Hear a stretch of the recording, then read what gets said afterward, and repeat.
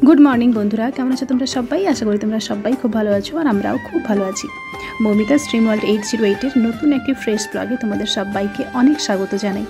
तो देखतेई पाচ্ছ सकाल बेलाय आमी किन्तु घुम थेके उठे एकटु चा करे खेलाम और तारपरे आमी चले एलाम पुकुर पाड़े।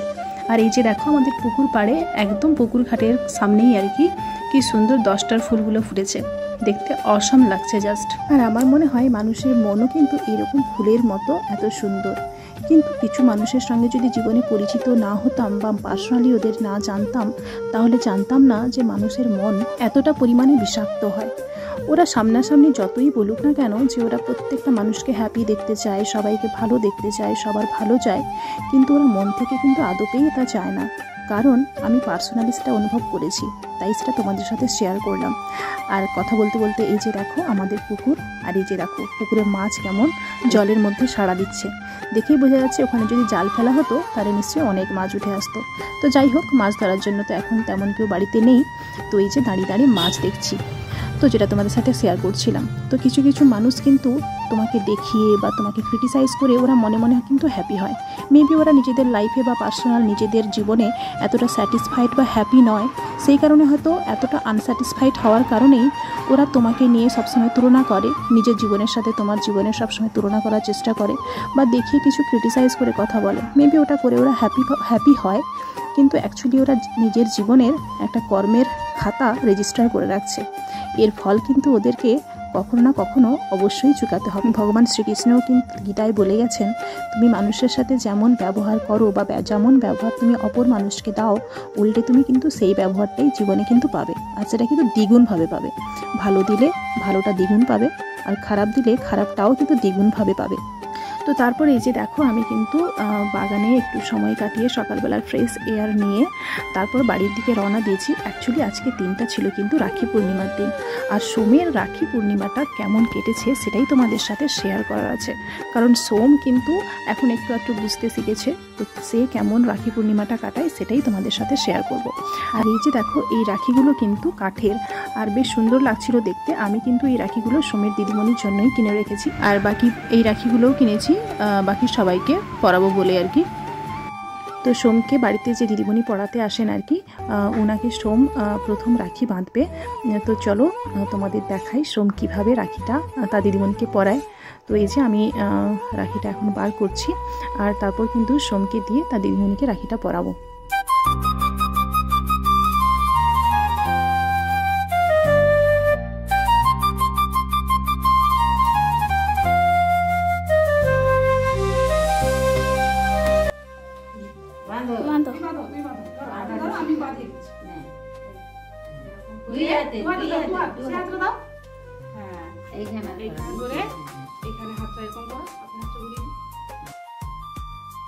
অ্যাকচুয়ালি সোম তো এখনও সেইভাবে বাঁধতে জানে না, তার জন্যই কিন্তু আমি ওর হাত ধরিয়ে দিদিমণির হাতে রাখিটা বাঁধিয়ে দিচ্ছিলাম আর কি।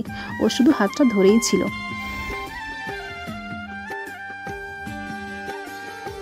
তো এই যে এবার সোম দুই হাত দিয়ে তার দিদিমণির হাতটাকে ধরে এবং রাখিতে ধরে আছে, আর তারপর এই ফটো তোলাও হচ্ছিল। তো যাই হোক, ভিডিও করা হচ্ছিল। আর তারপর আমি সোমকে বললাম যে চলো দিদিমণিকে প্রণাম করো। তো তারপর সোম কিন্তু এ দেখো কেমন প্রণাম করছে। তো যাই হোক, আমিও দিদিমণিকে প্রণাম করলাম।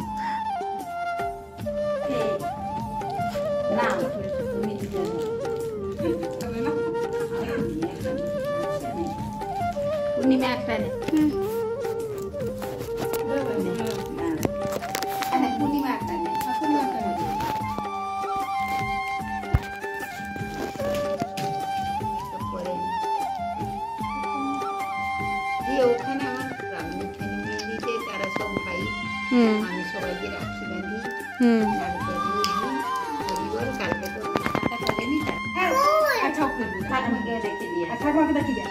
আর সোমের দিদিমণিও কিন্তু সবাইকে রাখি বাঁধলেন আর সবাইকে চকলেট দিলেন আর কি খেতে। আর পূর্ণিমাকেও কিন্তু উনি রাখি বাঁধলেন আর চকলেট দিলেন, তো দেখতেই পেলে। তারপর ওদের একটু গরম লাগছিল, তাই জন্য কুলারটা নিয়ে এসে কিন্তু ওদের কাছে আমি লাগিয়ে দিচ্ছিলাম। বেশ ভালোই গরম ছিল দিনটায়। আর তারপরে কিন্তু এই যে এখানে দেখতে পাচ্ছ, মা কিন্তু আমাদের যে গুরুদেব রয়েছেন আর কি, শ্রী শ্রী অনুকূল চন্দ্র ঠাকুর, তার জন্য এখানে নিজের হাতে করে ফুলের রাখি তৈরি করছেন। অ্যাকচুয়ালি আমাদের ঠাকুর বাড়ি থেকে নির্দেশ আছে আর কি, যে কেনা রাখি ঠাকুরকে দেওয়া যাবে না, ঠাকুরের জন্য নিজের হাতে ফুলের তৈরি রাখি বানাতে হবে, দিয়ে তারপর ঠাকুরকে দিতে হবে।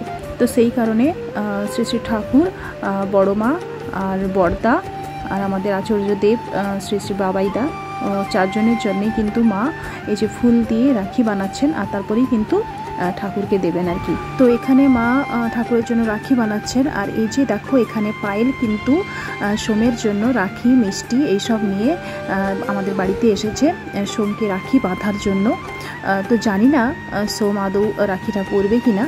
তো যাই হোক, পায়েল কিন্তু প্রতি বছরই সোমের জন্য রাখি, মিষ্টি এইসব নিয়ে আমাদের বাড়িতে সকাল সকাল স্নান করে চলে আসে।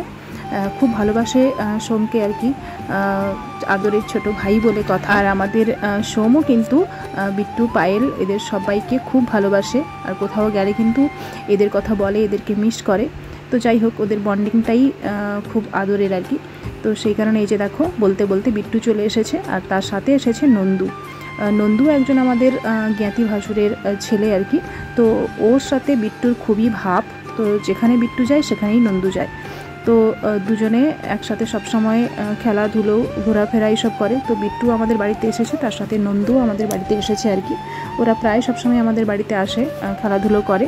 তো এখানে এই যে সোমকে রাখি বাঁধার চেষ্টা চলছে আর, কিন্তু সোম রাখি বাঁধতে চাইছে না, মানে ছোট বাচ্চা তো, ও ঠিকঠাক বোঝে না, তাই কারণে ও রাখিটা বাঁধতে চাইছে না। আর এখানে দেখো মা, নন্দু, বিট্টু, পায়েল এদের সবাইকে রাখি বাঁধছে। আর তারপর আমিও কিন্তু এদের সবাইকে প্রত্যেককে রাখি বাঁধলাম আর কি। সোম কিন্তু দেখছে সব কিছু, কিন্তু নিজে রাখি কিছুতেই বাঁধতে চাইছে না।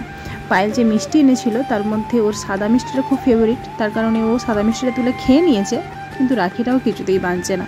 তো দেখা যাক ওদের শেষ অবধি কী করে। যাই হোক, আমাদের সবাইকে রাখি বাঁধার কাজও কমপ্লিট হয়ে গেছে। আর তারপর এই যে দেখো মাও কিন্তু আমাদের গুরুদেবকে পুজো করে দিয়েছেন, আর সবাইকে প্রত্যেককে রাখিও কিন্তু দিয়ে দিয়েছেন আর কি।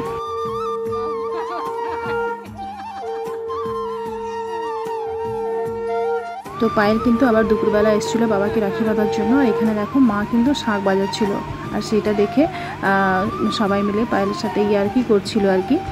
তো যাই হোক, পায়েল বাবাকে রাখি বাঁধলো। আর তারপরে এই যে বিট্টু বাড়ি যাওয়ার সময় তার হাতটা আমি দেখলাম পুরো রাখিতে একদম ভরে গেছে, কতজন তাকে রাখি বেঁধেছে। তো হাতটা দেখে বেশ ভালো লাগছিল, আমি তাকে বললাম তোমার হাতটা দেখাও দেখি। তো এই যে দেখো ও হাত দেখাচ্ছে।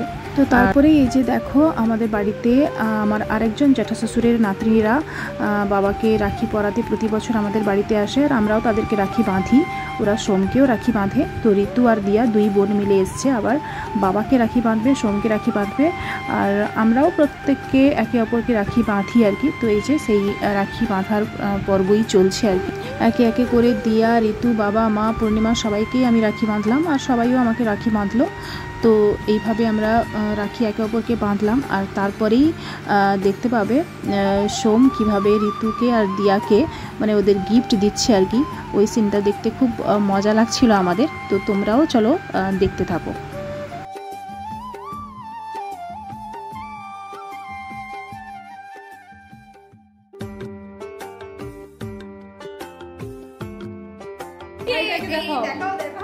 হ্যাঁ,